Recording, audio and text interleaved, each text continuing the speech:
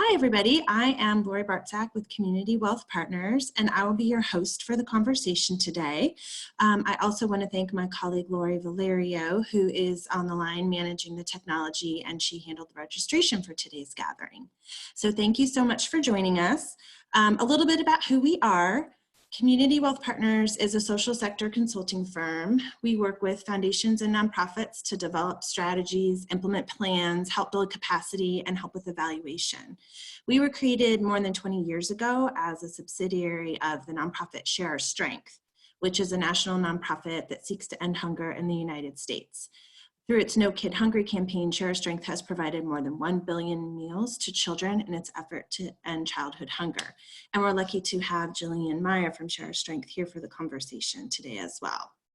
This is our first of 3 calls discussing various topics related to nonprofit strategy. We are hoping to make this as interactive as possible, even though we are all separated in place and using this technology.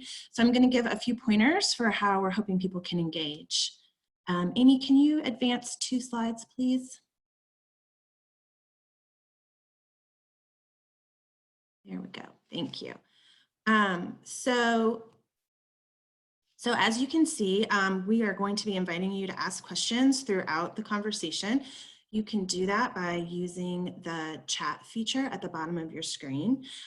So everybody is automatically muted. When you have questions, feel free to chat them in, and we'll be monitoring those throughout. Next slide, please. We also would invite you, as people are asking questions, if you have experience and want to offer some insights or experience in response to your colleagues' questions, we would love to hear that as well. I would recommend that we try to do that with the raise your hand feature. So you can see the directions here on your screen of how to raise your hand. I'll be watching that as well, and so I can call on you to share your experience with your colleagues if I notice that your hand is raised. When I call on you, just remember that you would need to unmute yourself to speak, and then we would ask you to mute yourself again after you've spoken. So the next slide, please. So now I'm going to introduce our speakers for today. First, we have Amy Farley, who leads client relationships and engagements at Community Wealth Partners. In Amy's work here, she primarily focuses on designing and implementing new strategies and programs for organizations, as well as large networks and collaboratives. She's helped a number of clients develop partnership strategies to help them advance their missions. And Amy also serves as an executive coach and thought partner to leaders as they navigate the cultural and resource changes required for implementation. We also have for the conversation today, Jillian Meyer, who is the Director of No Kid Hungry Partnerships and Campaign Strategy for Share Our Strength. In that role, Jillian develops and leads national partnerships to further Share Our Strength's goal of expanding access and participation in federal child nutrition programs. Jillian also oversees the development and execution of the No Kid Hungry campaigns across the country. And with that, I'm going to turn it over to Amy to start the conversation with some context.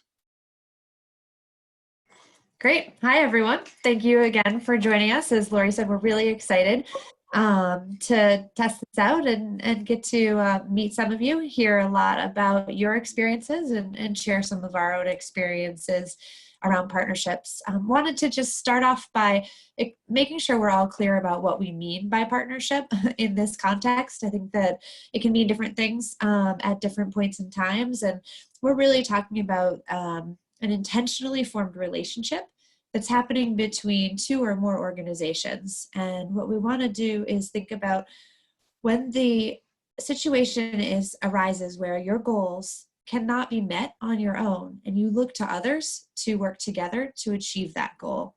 So this isn't necessarily about creating mergers in this situation or taking care of brokering relationships, but it is about being able to create and form these very intentional relationships that help you further your goal. We've thought about creating strong partnerships in 5 stages. There are 5 stages where we're setting intentional partnership strategy. The first is around identifying needs. I'm going to apologize. I have a 5-year-old who is home today, and he seems to be interrupting me right now in the middle of a meeting. So I'm going to ask him to leave. Excuse me for 1 second.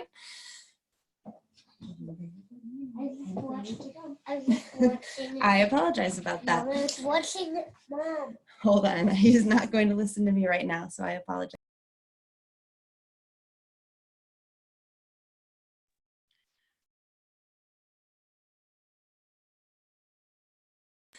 My apologies. So in terms of creating strong partnerships, we have 5 stages that we are thinking about. The first is identifying needs. And this is something that we see in a life cycle where you're really trying to understand what's necessary to have the impact that your organization wants. What assets do you have and what do you need? We then talk about assessing potential partnerships. So you now know what you need, but who is the right partner? What's your criteria for finding a successful partner? Your third is setting up a partnership. Once you've found the person that you think, or the organization that you think is right, you want to have really intentional conversations, a lot of honesty and a lot of difficult conversations about what it is that are common about your goals. How do you build trust? How do you build a good working relationship? What does it look like for the organizations to partner together? We then talk about implementing and managing the partnership.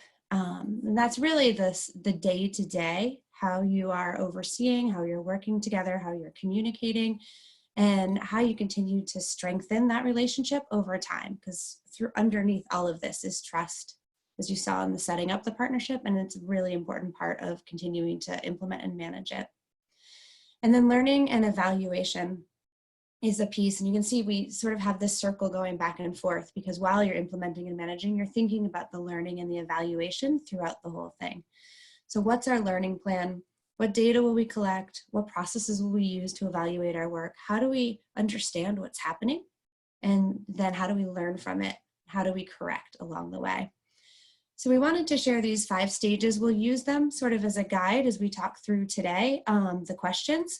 But and we also sent a partnership guide that we wrote a while ago that is a field guide and sort of playbook for thinking about setting partnerships that breaks out these in more details and gives you even more questions to ask at each of these stages. But wanted to share this as sort of the initial stages that we think about as being really important as you're setting up and then living within a partnership. I'm going to pass it to Jillian so that she can share a little bit about Share Our Strengths experience. We know it's always helpful to hear directly from nonprofits that are living and breathing this partnership world. So Jillian, I will pass it to you. Thanks. Hi, everyone. Thank you so much for letting me join the call today. I've been at Share Our Strength now for 8 years. But I want to caveat everything I'm about to say by saying that I've actually only been leading our national partnerships team since November. So I've been learning a lot and learning it really quickly. But I'm also excited to learn from all of you on this call and hear your questions and your shared experiences because I still have a ways to go, frankly. I'm just scratching the surface, but excited to share what I've learned so far, because it feels like I've been drinking from a fire hose of learnings. So Share Our Strength launched the No Kid Hungry campaign back in 2010 with a goal of maximizing access to the federal child nutrition programs, because they're entitlement programs. So the more folks participate, the more kids we have in those programs, the more money we draw down from the government to fund them. We sort of figured it was a no-brainer, easy sell. And I will say it took off. We had sort of this accelerated impact. We were seeing incredible growth of kids added to school breakfast, after school meals, and summer meals. And our approach was fairly formulaic. We looked at the data, we looked at school meals participation data, we saw where there were large gaps, we went into those states, into those cities, we found a nonprofit partner, we funded them, we supported them with best practices and guidance, but they were the boots on the ground. They were the ones really driving this. And then, as I suspect you all could guess, but we didn't see coming, we hit a wall. We got all that low-hanging fruit, and our progress really plateaued. And so really we turned internal. And we did a lot of reflecting across our program team, which is the team that touches all things No Kid Hungry in the field. Grants, Center for Best Practices, our research team, our advocacy team, and really had a lot of hard discussions about what we thought was going wrong. And what we realized is that very formulaic approach was what was holding us back. And in reflecting on how do we accelerate our work and reach that next level, we really had to think about who could catalyze this for us. We couldn't do it on our own, and the partners we currently had couldn't do it on their own either. And in those discussions, we realized something that's fairly fundamental and in hindsight was super obvious. But what we realized is that our work required two fundamental stakeholders at the table: school nutrition and the academic side of education. Both of them could push very different levers, but both of them were absolutely vital to making our work move. But in talking to sort of our traditional partners, which were school nutrition folks, the ones that are in the cafeterias, the ones that are preparing the foods, they really helped us understand that the academic side of the house, whether it's their principal, their superintendent, their school business official, their school boards, they weren't at the table. They were setting bell schedules, and they weren't talking about the start of breakfast and how that would affect the start of the breakfast meal service. They were changing field trips and not telling the cafeteria staff that none of the kids would be showing up that day. You can imagine this just sort of had a snowball effect and created a really challenging dynamic. And the school food service didn't really feel like they could advocate for themselves. These were folks that didn't feel like they could be at the table with academics that had PhDs and had, really high-level education.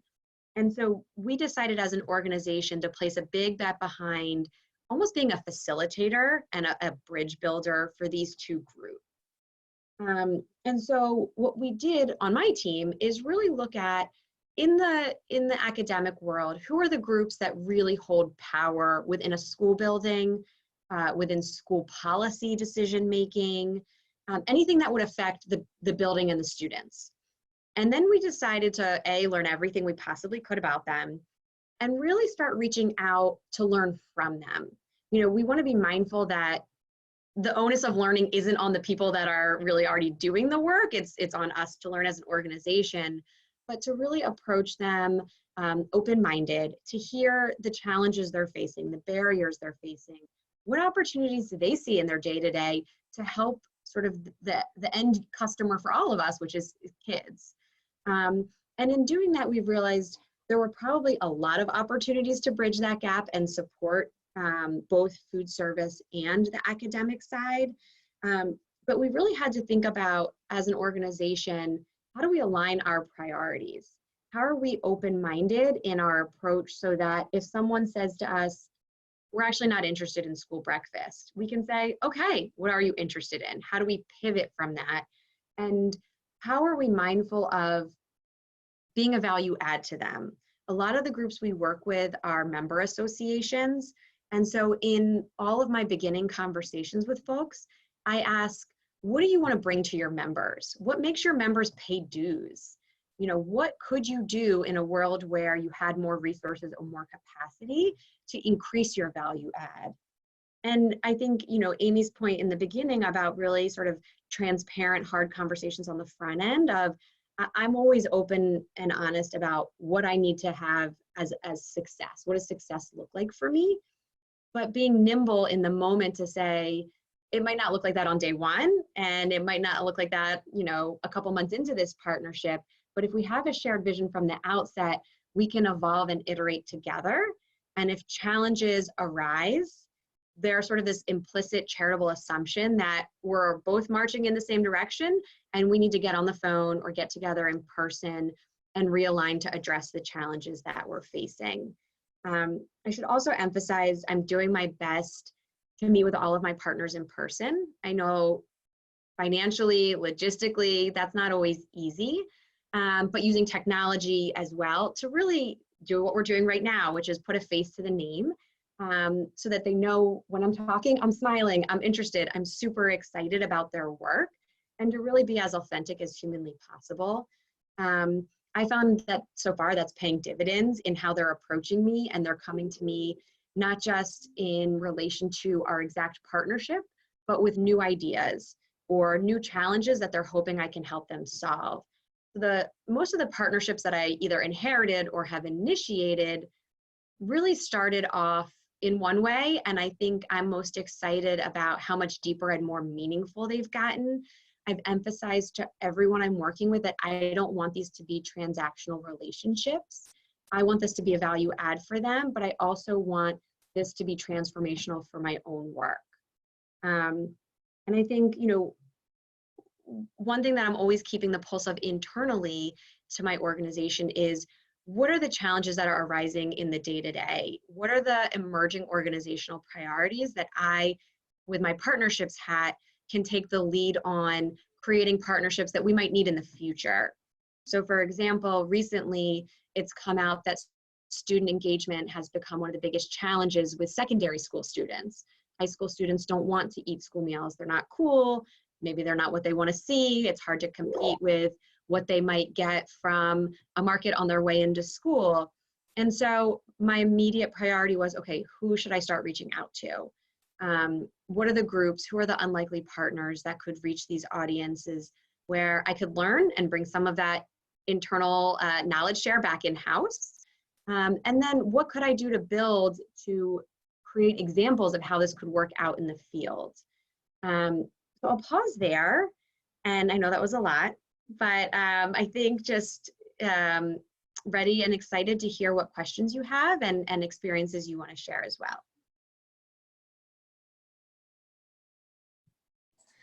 Thank you, Jillian. So what we're going to do now is open it up to a conversation. We really want this to be interactive, to hear from all of you. So we're asking you to post questions in the chat. Lori is going to MC for us, and we'll reach out the questions. Jillian and I will respond. And we're going to think about it in terms of a couple different areas. So let's start with questions that have arisen for you around identifying the need for partnerships. When do you know that it's the right time to pursue a partnership, and in what areas? And how you assess potential partnerships. How do you determine that you have the right partners at the table? Are there questions? We'll sort of start there, and Lori, you can take it the rest of the way. Okay, great. Yeah, so go ahead and chat in your questions related to identifying need and assessing partnerships. I'll start us off with a question that came in through the registration form. And that question is, what advice do you have for partnering with organizations that are structured differently from yours? So for example, Jillian, when you're partnering with schools, or maybe in the case of working with healthcare organizations as another example. That's a great question. I will say, as I said in the beginning, we've really tried to move away from our traditional partner model. So it's definitely been a learning experience. We've been really intentional around government, county execs, mayors, as well as healthcare, all sort of the unlikely allies that have a value add here. I think acknowledging my own ignorance is one of my first steps. And trying to understand, what their value add is, what their membership is comprised of, who their end user is that they're trying to satisfy in some way. Everyone has sort of an end customer that they're trying to either help satisfy, bring along with them, and really be clear about what their decision-making process is, even getting into things like, what type of fiscal year are you on? When do you need to make budget decisions? When would you need an agreement signed by? And I think in some ways it can be overwhelming to have so many questions that you don't have the answers to, but I sort of like to have a framework of the basic things I need answered before I can start really taking off and brainstorming. And I think it's knowing how bureaucratic an organization is, if there's a CEO who signs off or a board that signs off, but really sort of acknowledging my own ignorance is my immediate step one. And not being embarrassed, because I think it's a show of good faith when you are interested and you want to do things the right way and abide by the processes of other organizations. I was going to say a very similar thing in that we always just recommend listening, right? It's about being truly interested as, the foundation of the partnership, and having honesty. So being able to acknowledge what you know and don't know, and listen and talk about how important that is for the relationship and for the partnership, to understand the differences across both your organization and theirs. Great, thanks. I still encourage you to go ahead and chat in questions. I do have a few more that came in advance, so I'll just keep going through those until people start chatting them in. So another one is just recognizing, I think, sometimes partnerships come up in kind of opportunistic ways, and they're not necessarily the strategic partnerships that we're talking about. And so how do you think about like weighing the pros and cons of partnering opportunistically versus strategically? I'm happy to take this one, and then Jillian, feel free to add. But I think we really emphasize the importance of having strategy in your partnerships, even if they start opportunistically. I think there's two pieces that we talk a lot about and have worked with clients on. One is understanding what you need in partners, so that you're not just pursuing an opportunity because it came up, but that it's really going to help you further your goals. So making sure that your goal is clear, and that this aligns with where you're trying to go. And if it's a completely new idea, then, what does it mean for your organization? Taking a little bit of time to step back and just understand the trade-offs of, if you spend time on this partnership, how your resources will get used relative to if you didn't, and making sure that it makes sense and it's going to further your goals in the best way possible. So making sure that you want to do it, you still have that power, and it's good to step back and take a little bit of time for that. And the second piece is really thinking about how you decide if they're the right partner. Just because the opportunity is there doesn't always mean that it's the right one to pursue in the moment. And so really taking some time to be intentional and thoughtful about what makes a good partner for you as an organization. What do you need to have in place? And having some of those really intentional conversations with the opportunity to make sure that it does actually align and it is going to work, because you don't want partnerships take a long time to really have the impact that you want. There's a lot of resources expended on both sides, and you don't want to just jump into something and have it not work out, but you want to actually take a little bit of time up front to make sure that you are going to work together well as partners. And I'll just add in, I think anyone in the nonprofit world can attest to other duties as assigned, and how quickly fire drills can come up, and that stuff can be huge capacity sacks. So, just recognizing there are always going to be great opportunities that come your way. When I first took on this job, I went around to all of the internal teams to hear about what they liked about the national partnerships team, what they didn't, what they'd like to see us pursue, ideas they had, and also how we should function as a larger team. And that helped me create a roadmap for my internal functionality and my external functionality, and goals for both. It's very easy to get caught up as being sort of the source of all of the learnings, or the source of all of the conference goings, but really being intentional about what our team is accountable for, and then bucketing out, almost creating guardrails, really is sort of how I looked at this. And if these are the areas that we have all internally agreed are the greatest opportunities for impact, if something's not fitting in these areas, let's think really critically about whether or not it's a good idea and why we're going outside of what we all agreed on, and if we have capacity to do it. So really twofold. Does it make sense given that we already agreed on what we were going to do? And can we actually execute it, and execute it well?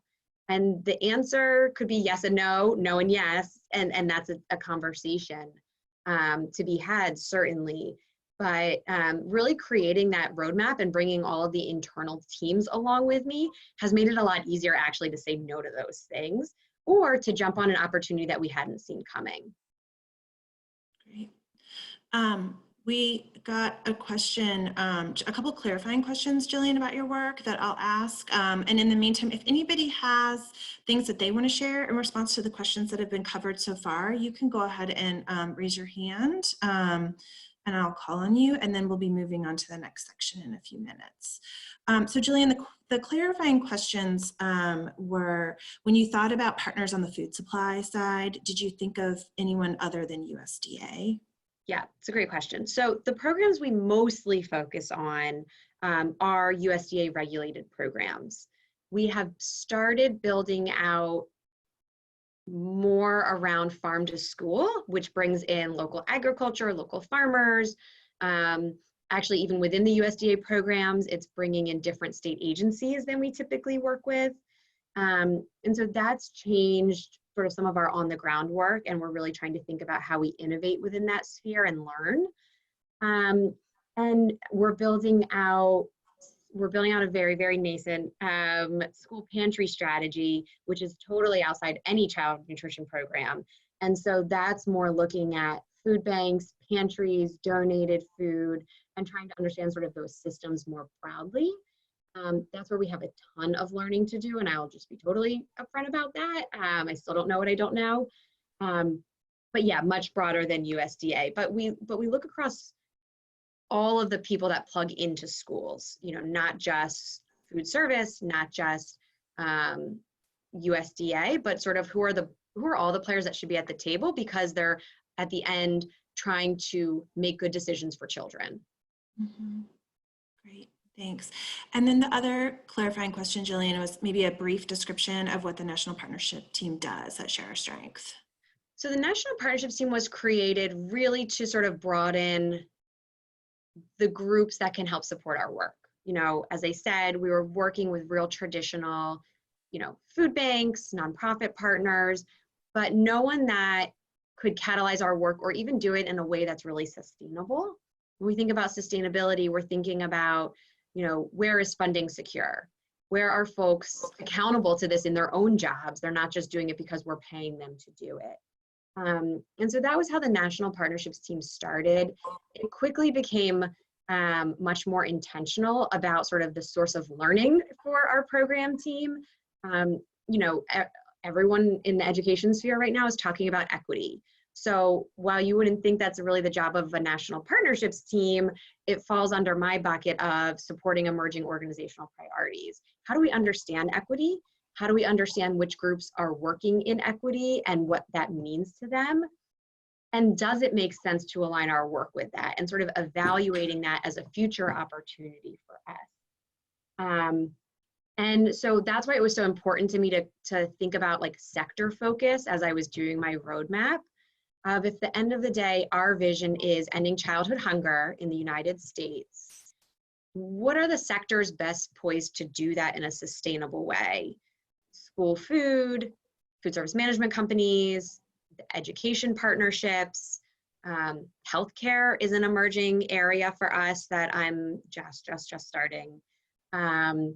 Groups that are working in the diversity, equity, and inclusion space. But these are all really sort of beginning, in the beginning stages. And I think there's just so much more learning and work to be done. But that's, our team has sort of become a catch-all for sort of learning and sharing and providing technical assistance internally and to our No Kid Hungry campaigns in the field, but then also building that brand awareness and relationships with external organizations. Great, thank you. And Amy, we got a question for you also from Brian. Thank you, Brian. Brian says he agrees that cultivating good partnerships takes a long time, and the actual time it takes can be case by case. So how do we strike the balance of giving time to build those relationships, but also keeping things moving at a good enough pace? How would you recommend approaching that, Amy? Yeah. I think the most successful scenarios I've seen have been when organizations have tried to find something easy that they can work on together initially, sort of test the waters a little bit, try to find some sort of action or work that you can do together easily, and and then build the relationship from there. So you want to have some of those initial conversations, make sure everyone's on the same page about why you're partnering, what it looks like. But then recognize that it's a cultivation of the relationship over time. And so you don't have to wait and build the strongest relationship before you start. But being able to test the waters, try something together, come together for some meetings, or find a quick action that you can do together, helps you to start to test and build and see where it is. And I think that's where that learning piece comes in really importantly, is that once you start actually working together, you want to make sure you're creating space and time to stop and talk about what's working and what's not working, and honestly sort of broker those conversations, have the tough conversations, so that you can keep that relationship getting stronger and stronger over time. Great, thank you. So we're going to move on now. The next bucket for questions is questions related to setting up the partnership. So thinking about those agreements that you make up front and how you structure the partnership. So again, I have a few questions that came in on the registration forms, and I would invite you to go ahead and chat in questions that you have related to setting up the partnership. So the first question is, like, how do you align around a shared mission?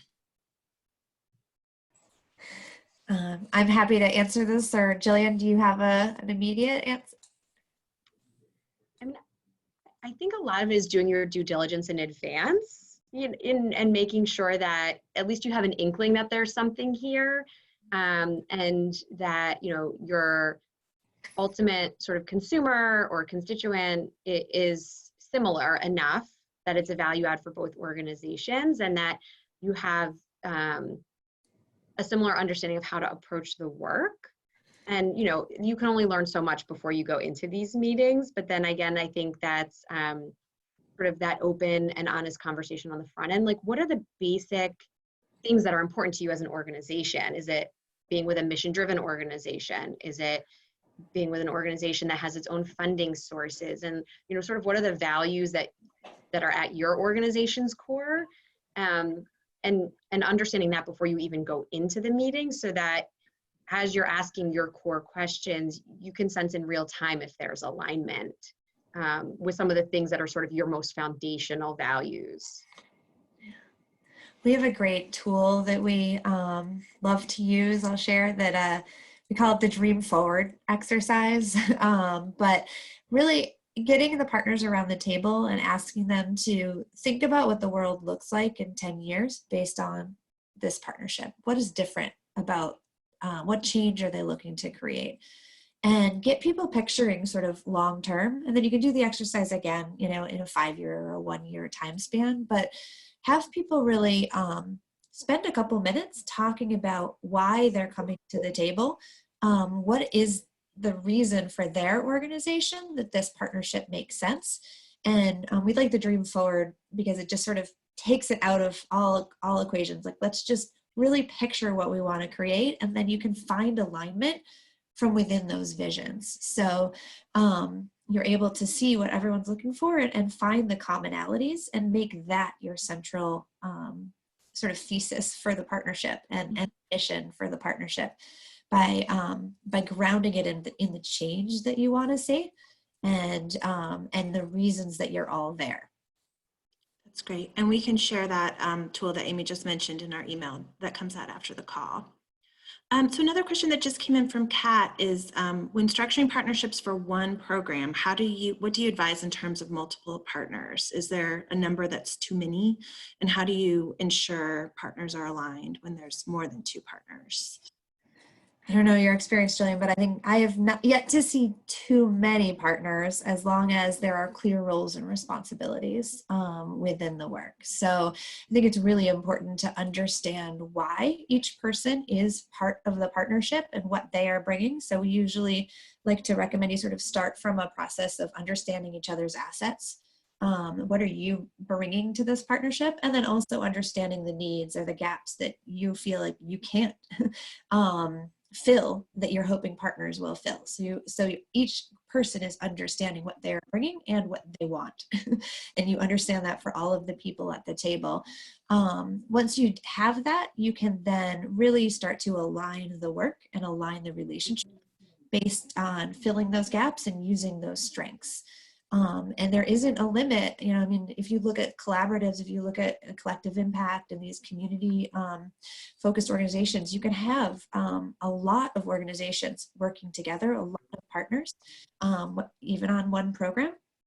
But it's really important that you have that common vision, have that common understanding of what you're working towards, and then the clear roles and responsibilities to really know who is contributing what and what to expect from each other and how to hold each other accountable.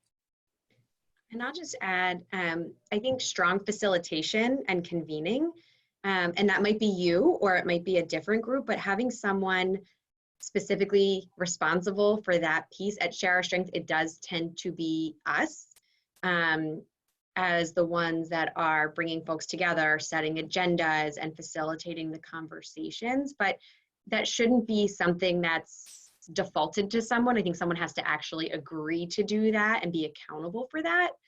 And then frequent and transparent communication. You know, not everyone might be able to get in the room at the same time or on the phone at the same time, but, you know, making sure everyone understands if decisions get made, if information's getting shared, if things are moving forward, just really committing to sharing that as quickly as possible in as much detail as possible.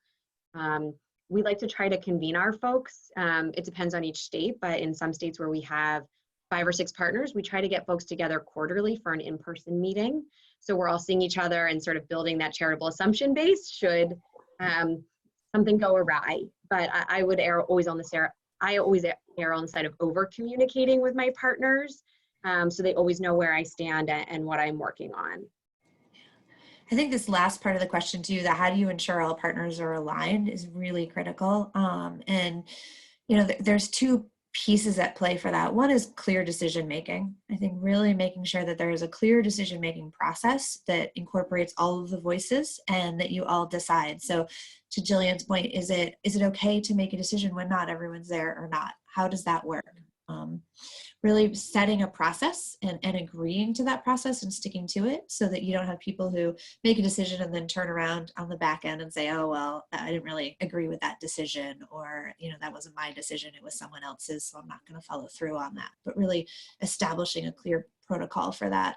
And then I think making sure that all voices are heard is really, really critical in this. And so you have to be aware of power dynamics. You have to be aware of race dynamics, gender dynamics, all of the pieces that can impact how people's voices are heard and getting the opinions across of every single person in the group. And so really being thoughtful about who are the people that are around the table, who needs to make decisions. Have you heard from everyone? Have you created a space where people can be honest and have the space to really say what they're thinking and what they need, and establishing that table so that you can have the conversations and really understand each other and make sure that people are truly aligned in the direction that you're moving forward. Because if you don't have that, it might feel like you move forward, but it breaks down. And it, you know, whether it's an immediate breakdown or a little bit down the line, you have to really set that table from the beginning. That's great. One last question for this section. Somebody mentioned in the advanced form that they're trying to figure out if they need to add capacity in order to be able to maintain robust partnerships. And so, Amy, I'm curious, in your work with organizations, how do you advise on thinking about what capacities are required and how an organization might know if it has the capacity to pursue partnerships in this way? It's one of the biggest challenges that I think plays out very differently for every organization, but you have to, one, be able to have some honest conversations with the partners about what is required. So to Jillian's comment about being a backbone or being a facilitator, you know, really understanding what is going to take for the partnership to work and all of the pieces and deciding who can step into that. Ideally, it's established in a way that people can opt in to the parts that align and where they feel they have the capacity. Typically, there are going to be organizations that have some more capacity than others. And so being able to be honest about that and broker it in a way that feels fair to everyone is important. I think when we look at organizations and think about the capacity that's required, it really depends on the stage of the partnership. I think there's a lot of work required in the initial setup of a partnership. And then it changes, and it changes in skill set too of what you need as a partnership goes on. The planning, the goal setting can sometimes feel different than the day-to-day management of the relationship or the project management of the work. And so being able to think about, as you sort of break down those roles and responsibilities that I was talking about before, who's doing what, to make sure the train is staying on the tracks, to make sure the communication is happening, to make sure you're collecting the data that you need to report out to people or to make sure that you're staying accountable, who's collecting the learnings, who's facilitating the meetings. So really sitting down and thinking about the different activities that are required and how that aligns with people's strengths, and then sort of assigning that based on each organization's understanding of what they can contribute to the work and where their strengths are. Great. Jillian, anything you want to add on that before we move on?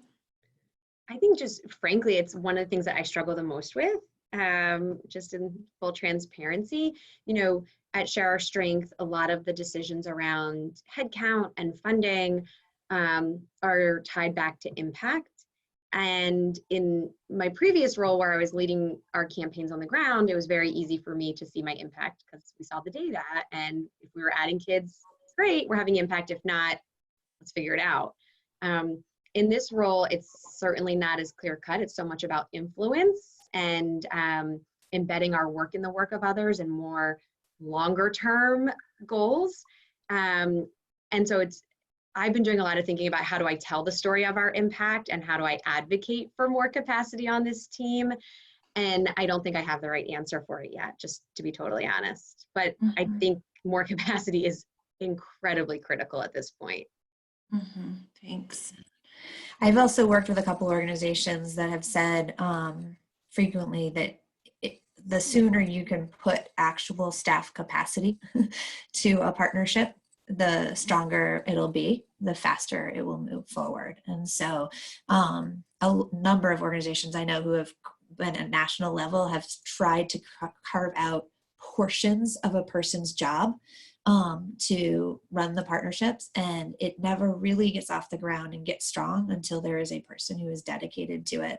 And you can have a person, you know, so Jillian, who is thinking about multiple partnerships, but partnership itself has to become a core part of your strategy and enough to be able to fund that person who is thinking about those partnerships, building that skill set in order for it to really move to the next level. Great, thanks. So now we're going to move on. The next bucket of questions should be related to implementing and managing the partnership. So once the partnership's underway, some of the nuts and bolts of keeping it running. So again, feel free to chat your questions in, and I'll start with some of the ones we got in advance. So one question for you, and maybe Jillian, we could hear your, if this connects to your experience, would love to hear from you first. When you're providing services, how do you balance the desire for your own definition of quality control and consistency with the need for flexibility across partners? It's a tough one. You know, the folks on the field team at Share Our Strength are notoriously known for being control freaks because we care so deeply, as I'm sure we all do in this world, in this nonprofit industry. And you know, I think it goes back to aligning on vision and having trust and transparency with each other. And if we're working to the same end goal and we're mission aligned and we're working off of the same set of strategies, there might be things that go awry, or there might be things that aren't done in the language I would use, or the way I would couch something. But to me, this has been a real exercise in letting go of that control tendency I have, in recognizing I can't do it all alone, and that in order to do this work well, other organizations have to carry it forward for me. And they're not going to want me telling them what to do and editing their emails and telling them how to talk to other people. And so it's something that I do have to continuously reinforce within myself and my team as a whole. But again, I think it goes back to that frequent communication of, we're still aligned here. We're still marching in the same direction. And there hasn't been anything egregious. You know, if there is something that's seriously outside the bounds of my views on equity or inclusion, that's where, you know, I step in and we have a serious conversation. But if there's nothing really to a level of egregiousness, then it's recognizing that everyone has a different approach, but that we're going in the same direction. Mm-hmm. Great. I'm going to go to the next question. Does that work for you, Amy? This question is for you. I'd love to hear from you first. What have you found helpful to maintain commitment among partners? It's a great question. I think there's two pieces to this. Starting from the common goal and continuing to bring the work back to the goals, making sure again that you have built that trust, that people feel like they are heard, that they are leveraging their strengths and bringing their work, their best work forward, keeps everyone engaged. When we see people not staying engaged, it's usually because they feel not heard. They feel like there's an unfair power dynamic that's just not getting them where they want, or it feels like the work has shifted and is no longer aligned with what they want and where they're going. And so I think being able to really have those open, honest conversations and continuing, that learning, evaluating is just such an important part of this. You get into the work and you just get into the day-to-day, and that stopping and stepping back periodically, whether it's quarterly or whatever works for a group, setting aside an hour or a half hour, whatever you can do to just step back and look at the big picture of how it's going, what's working and what's not working, how people are feeling. It doesn't mean that partnerships have to last forever. And, you know, and I think that's important to recognize. It might be a natural shift, or it might not be. It might be communication. It might be a misunderstanding. And so being able to really stop and ask those hard questions, have built the relationship so that people can trust and talk about what they're experiencing. It's the most important to me. Yeah. You know, that's a really great segue into some of the questions that came from participants related to learning and evaluation. So I think I'd like to move there if that works for you both. So again, for everyone on the call, if you have questions related to learning and evaluating your partnerships, please chat them in. And what we got in advance was a lot of different variations of kind of a common question about how do you measure success? How do you tell if the benefits of the partnership are worth what you're putting into it? And so, Jillian, I'd love to hear kind of how you answer that question for yourself, and then Amy, just like any general advice that you might offer for others. I mean, on the front end, it's about considering sort of the potential for impact a partner has. So for me, in trying to build partnerships with the education associations, one of the first things I want to understand is their membership base. And does their membership base align with the work we need to get done in the field? And so that's sort of a step one, and that goes more to my sweet spot of what can data tell me. I like to try to glean as much as I can from that. Obviously, it doesn't tell you everything. And, really thinking about sort of working backwards from the end goal of a partnership. If we want principals across the country advocating and implementing breakfast after the bell programs, well, we need champions. We need principal champions who are willing to do that and promote it and be peer-to-peer mentors. So how many champions do I need? What types of geographies do I need them in? Do I need rural, urban, suburban, indigenous communities? And so really thinking about what would make my work and No Kid Hungry's work stronger in the field. And that could look different from partnership to partnership. And sometimes it's easy and quantitative, and sometimes it's not, and it is more qualitative. And then thinking about what those milestone moments are that are going to tell me if I'm on the right track. So for example, in trying to move, we have a partnership with the National Association of Elementary School Principals, and we're trying to move them into a more meaningful relationship. And one of the things they told me is that they want to celebrate more of their members and showcase successes that their members are having. So we're getting ready to launch a School Meals Champion contest where principals can self-identify as school meals champions. That gives the organization the content they need to celebrate and promote the successes, but that will hopefully unearth a lot of those local champions that I can then plug into my programmatic work. You know, that's just sort of step one in this, but it's really concrete. We have a goal of 25 champions from diverse locations, and then we're going to get those stories out in newsletters, webinars, social media. And so really concrete next steps. And then we'll transition into what do we want those champions doing on our behalf? What are the calls to action once we sort of have them in our network and educated? And so I'm always thinking in quantitative and qualitative and sort of the milestones building towards the strongest possible program on the ground. That's great. Thanks.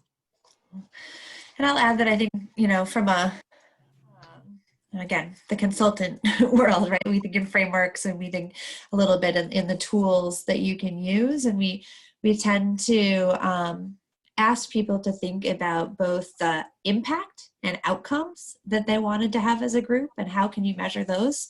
A lot of times this, you know, if it's the reasons you're partnering, it's a big change. You're looking to achieve something larger than what you can do. And so you have to look at the outputs, not just the outcomes, but what has happened. More people have become engaged, or we've held, you know, community meetings, which has brought the community voice in. What are the things that you're trying to accomplish, and what are some of the outputs that can help you see a path to the end result that you're looking for, so that you can think about the change that you're looking to see together as partners, engaging new people. And then the other sort of layer of evaluation that we think about is the actual partnership and how it's working. So being able to talk to and get some honest feedback from each other about how people are being engaged. Does it feel transparent? Does it feel like there's trust and honesty? Does it feel like people's perspectives are valued, voices are heard? Do you have the right roles and responsibilities? Do you have the right governance structure and decision-making structure? And most of the time, that's a little bit more qualitative in the evaluation. So we typically have partnerships that are establishing a short survey that people are doing anonymously if there's more than two partners. And if it's two partners, it's really dependent on you having that strong relationship and being able to have broker those honest conversations.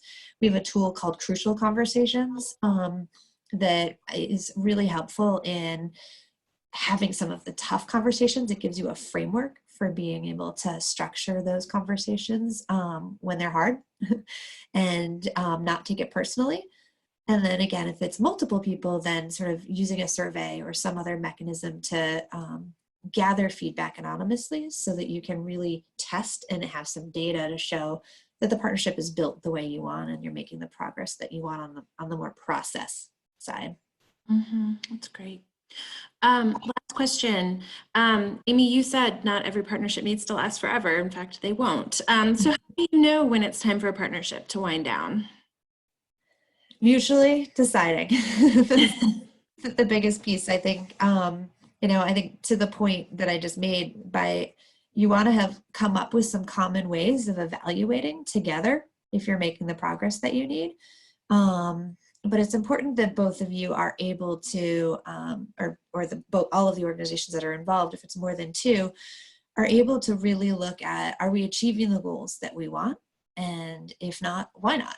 Is it something that, as I said, sometimes organizations just move in different directions.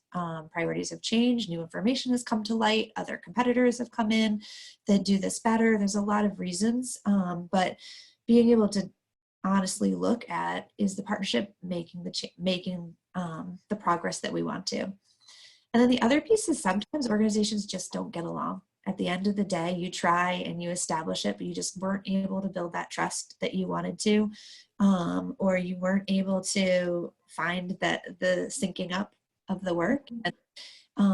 It's okay to cut your losses at times and recognize that. If you, hopefully you can correct it and have the honest conversations, but If it's not working and you've tried to talk about it and you've tried to fix it, then it might just be that it's not right and there's a better use of your resources to focus somewhere else. Okay, great. So we have about 3 minutes left. So I'm going to ask you each to just share one final piece of advice in like 2 to 3 sentences, and then we have a couple wrap-up things. So somebody ready to go first with a final piece of advice? Jillian, why don't you go? Sure. I will say be patient with yourself and with your organization, especially if partnerships is something that's newer to you and to your organization. From my experience, people can get really excited and send you lots of names and contacts and lots of things you should do. And, you know, you're probably pretty eager as well to get out there in the field, but really trying to build time to think and desk time to consider the options and reflect on what you're hearing in meetings and learning. It's the first thing that I know gets dropped off my calendar in a busy day, but really being patient on the front end and not just jumping at the first opportunity that presents itself, but being really intentional about what your goals are and what will truly get you to your goals. And I think as Amy mentioned in some of her comments, being really intentional about the roles of each partner that you're working with and recognizing that they might not all be the same and they probably shouldn't be the same in order for them to really truly create a value add for you and for you to create a value add for them. Thanks, Jillian. Amy, your final advice? I think it's being real, right? Letting a 5-year-old come into the in the middle, being flexible and adaptable as things happen that you weren't expecting, and that, you know, as your day doesn't play out, that you have to remember that in partnerships too. And then being able to openly and honestly acknowledge what's happening, talk about it, and being able to really create that trust. And you're going to model that yourself by sharing when things aren't going the way you want, when you're challenged in the moment, when you're not liking something, or you don't know the answer. Being able to openly and honestly talk about that with each other goes really far in building those relationships. It allows you to flex and learn together so that you can make the partnership work. Great. Well, Amy and Jillian, thank you so much. Thank you everyone who came today and who shared questions live and in advance. You can see on your screen, we have 2 more of these calls coming up in the next few months. We'd encourage you to sign up for those if you're interested. Amy's happy to answer other questions offline. Her email is here as well. And we will send an email summarizing the conversation with the recording and a bunch of links to all the different resources that were mentioned here. And also the SurveyMonkey survey link is on the slide as well, and it's in your chat box as well. So if you could take just a few seconds to fill out our 4-question survey, that will really help us improve our future offerings. With that, I would say thank you everyone and have a good afternoon.